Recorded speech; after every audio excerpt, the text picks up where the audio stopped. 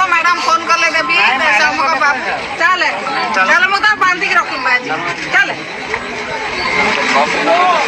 Irrigation contract ପଡୁଛି ତ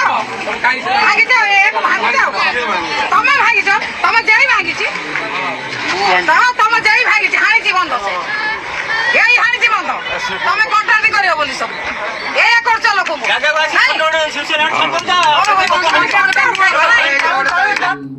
ଯୋଉଭଳି ଭାବରେ ଇରିଗେସନ ବିଭାଗ ସଜାଗ ରହିବା କଥା ସରକାରଙ୍କ ତରଫରୁ ବାଲି ବସ୍ତା ଉପଯୁକ୍ତ ପରିମାଣରେ ରଖିବା କଥା ଜାଫ୍ରି କରିବା କଥା ଯୋଉଠି ୱିକ୍ ପଏଣ୍ଟ ତାକୁ ବନ୍ଧକୁ ଜଗିବା କଥା ସେଭଳି ଭାବରେ ଇରିଗେସନ ବିଭାଗ ତରଫରୁ କରାଯାଇ ନାହିଁ। ଇରିଗେସନ ବିଭାଗର ଅବହେଳା ଯୋଗୁ ସରକାରଙ୍କର ଅବହେଳା ଯୋଗୁ ଏଭଳି ଆଜି ଏକ ଦୁର୍ଘଟଣା ଘଟିଛି ଯୋଉଥିରେ ହଜାର ହଜାର ଏକର ଚାଷ ଜମି ନଷ୍ଟ ହଉଛି ବିଭିନ୍ନ ଲୋକଙ୍କ ଘର ଭାଙ୍ଗୁଛି ବିଭିନ୍ନ ଲୋକଙ୍କର ଜୀବିକା ନଷ୍ଟ ହଉଛି ଏ କେବଳ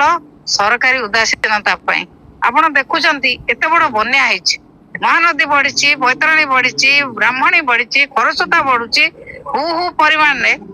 ପରିମାଣରେ ବନ୍ୟା ଜଳ ବଢି ଚାଲିଲା ବେଳେ